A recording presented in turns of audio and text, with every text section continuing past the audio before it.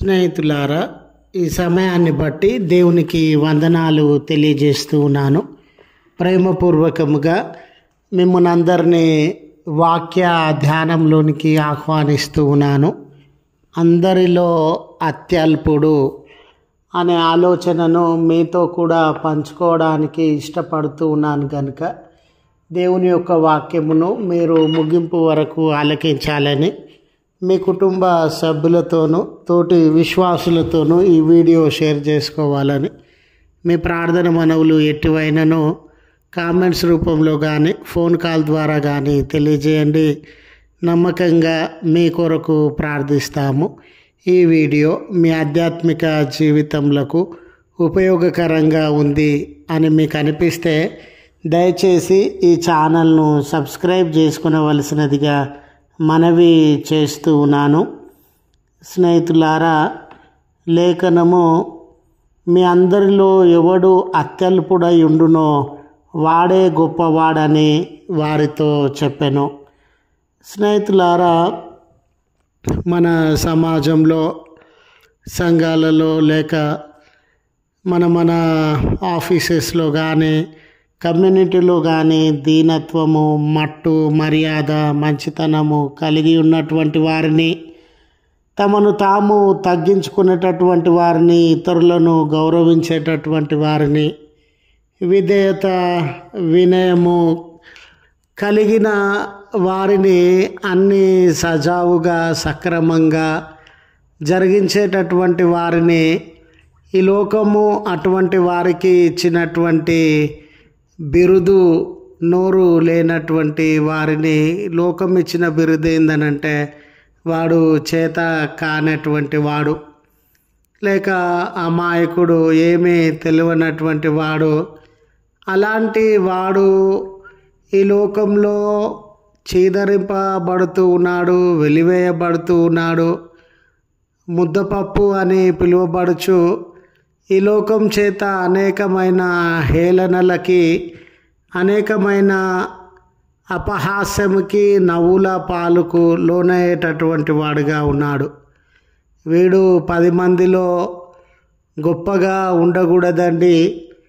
10 మందిని నడిపించడానికి లేదా వారికి సలహాలను, సూచనలను ఇవ్వడానికి ఈ మనస్తత్వం కలిగినటువంటి వాడు పనికిరాడండి అని బహిరంగంగా మనము చెప్పేటటువంటి వారంగా ఉన్నాం. ఇది లోకము తీరై ఉండవచ్చు, లోకము కనబరిచేటటువంటి ఆలోచన విధానమై ఉండవచ్చు.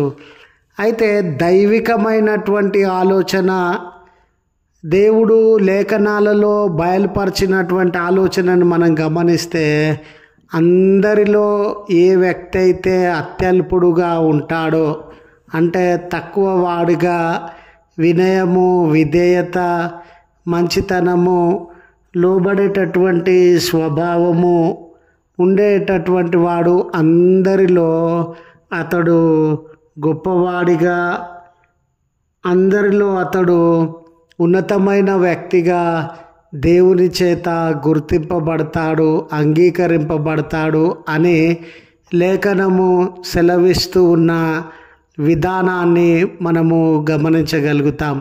స్నేహితులారా, మన అందరి అభిప్రాయాల కంటే, ఆలోచనల కంటే లేఖనము ఉన్నతమైనటువంటిది, మార్గదర్శకమైనటువంటిది.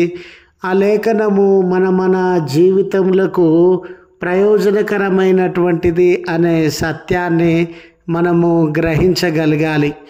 ఈరోజు ఈ 10 మందిని భయపెట్టేటటువంటి వాడు, బెదిరించేటటువంటి వాడు, త్రొక్కివేసేటటువంటి వాడు, మసిపూసి మారేడుకాయ చేసి ఉన్నవి లేనట్లుగా, లేనివి ఉన్నట్లుగా సృష్టించేటటువంటి వాడు. నిజమేనండి, ఈ వ్యక్తి 10 మందిని త్రొక్కివేయగలడు, ఈ వ్యక్తి 10 మందిని భయపెట్టగలడు, ఈ వ్యక్తి 10 మంది జీవితాలను నాశనం చేయగలడు, ఇతడండి మంచి నాయకులు అనంటే, అందరిలో గొప్పవాడు అనంటే అనే అభిప్రాయాన్ని బహిరంగంగా చెప్పుకునేటటువంటి దినాలలో మనం ఉండినాం. స్నేహితులారా, ఇలాంటి అభిప్రాయము మీలో నాలో కలిగి ఉన్నటువంటి తరుణంలో నిజమేనండి, ఇతడు చాలా ఉపాయం కలిగినటువంటి వాడండి, ఇతడు చాలా లోతైన మనసు కలిగినటువంటి వాడండి, ఇతడి హృదయంలో ఎల్లకాలము చాలా కుయుక్తులు చేస్తాడండి, ఇతన్ని మించిన నాయకుడు రాజకీయవేత్త లేడండి అని తలపోస్తున్నటువంటి తరుణంలో ఈ లేఖనాన్ని మనము గుర్తు చేసుకోవాలి.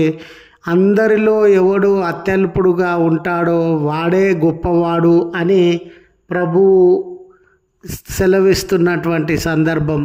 ప్రభువు తన శిలువ మరణాన్ని గురించి శిష్యులకి తెలియజేసిన సందర్భంలో మీరు చూడండి, నేను అప్పగింపబడతాను, చెరసాలకు వెళ్తాను, దెబ్బలు గాయములు శిలువ మరణాన్ని పొందుతాను అనే మాట వారికి తెలియజేసినప్పుడు, అయ్యో మా ప్రభువు లేక మా నాయకుడు ఇంత దుర్భరమైన పరిస్థితులలోనికి, అన్యాయము కలిగిన వ్యక్తుల మధ్యలోనికి వెళ్ళి అయ్యో ఆయన కొట్టబడతాడేమో తిట్టబడతాడేమో అనే ఆలోచన కంటే ముందుగా వాళ్ళు ఏం ఆలోచన చేసినారనంటే, ప్రభువు ఒకవేళ ఈ రీతిగా అప్పగింపబడితే, ప్రభువు ఒకవేళ ఈ రీతిగా మన నుండి దూరం అయితే మిగిలి ఉన్న మనలో ఎవరు నాయకుడిగా ఉంటాడు, ఎవడు గొప్పవాడిగా ఉంటాడు, ఎవడు మొదటి స్థానాన్ని తీసుకునేటటువంటి వాడుగా ఉంటాడు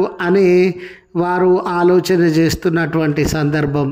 అప్పుడు ప్రభుల వారు ఒక చిన్న బిడ్డను వారి మధ్యలోనికి తీసుకొని వచ్చి, ఈ చిన్న బిడ్డ లాంటి మనసు కలిగినటువంటి వాడే మీలో గొప్పవాడు అనే ఒక మాదిరిని ఆ జనాంగానికి, ఏ జనాంగము తనను వెంబడించడానికి, తన సువార్త ఉద్యమాన్ని ముందుకు నడిపించడానికి ఏ జనాంగము తను ఏర్పాటు చేసుకున్నాడో ఆ జనాంగం ముందు ఒక చిన్న బిడ్డను ఉంచి, ఈ చిన్న బిడ్డ లాంటి మనసు అంటే ఈ చిన్న బిడ్డలో ఆధారపడము, ఈ చిన్న బిడ్డలో ఉండే విధేయత, ఈ చిన్న బిడ్డలో ఉండే అంగీకరించే మనసు, ఈ చిన్న బిడ్డలో ఉండేటటువంటి మంచితనము, ఈ చిన్న బిడ్డలో నేనే గొప్ప, నేనే అన్న ఆలోచన లేకుండా తనను తాను ఒక బలహీనుడిగా, తండ్రి మీద ఆధారపడే స్వభావం కలిగినటువంటి వాడుగా ఉంటాడో, మీరు కూడా ఆ అత్యల్పుడిగా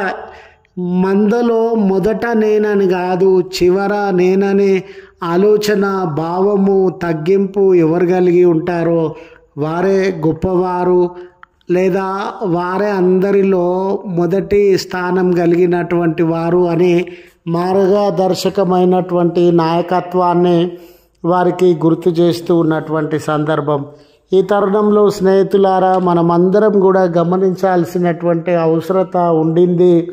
మనల్ని మనము హెచ్చించుకొనక ప్రభుల వారు చూపిన ఈ మార్గంలో నడవాల్సిన అవసరత ఉండింది అని గుర్తు చేస్తూ ఈ మాటలను ముగిస్తూ ఉన్నాను. ప్రార్థించుదము. కృపగల తండ్రి, ప్రేమగల మా దేవా, నీ పరిశుద్ధ నామమునకు వందనాలయ.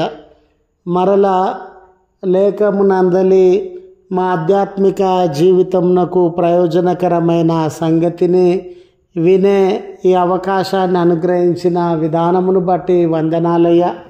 మేము ఎలాంటి మనసు కలిగి జీవించాలనో, ఒక మందలో లేక సంఘంలో లేక సమాజంలో ఎటువంటి మాదిరికరమైన బిడ్డలంగా ఉండవలెనో మీ పవిత్రమైన మాటలతో బయలుపరిచిన విధానమును బట్టి వందనాలయ్య. ఇది ఆచరణ యోగ్యమైనదని మేము భావిస్తూ ఉన్నాం తండ్రి. మీకు కృతజ్ఞతలు చెల్లిస్తూ ఉన్నాం. దయగలిగినటువంటి దేవ, ఈ ప్రార్థనలో ఏకీభవించుచు ఉన్న బిడ్డల జీవితాలలో ఏదేని కష్టము, నష్టము, ఆపద, బలహీనత, వేదన, కన్నీరు వారిని ఆవరించి ఉంటే మీ బలమైన హస్తములను వారికి అందించి వారిని లేవనెత్తి వారి ప్రార్థనలను అన్నిటినీ ఆలకించి యేసయ్య మంచిని మేలును వారి జీవితంలో జరిగించండి అయ్యా. ఈ దినపు దీవెనలతో వారిని దర్శించండి. బర్త్డేస్ అని, వెడ్డింగ్ యానివర్సరీస్ అని గుర్తు చేసుకొని చూన్న బిడ్డలకు ఆయుష్, ఆరోగ్య బలం ఇచ్చిన విధానమును బట్టి వందనాలు.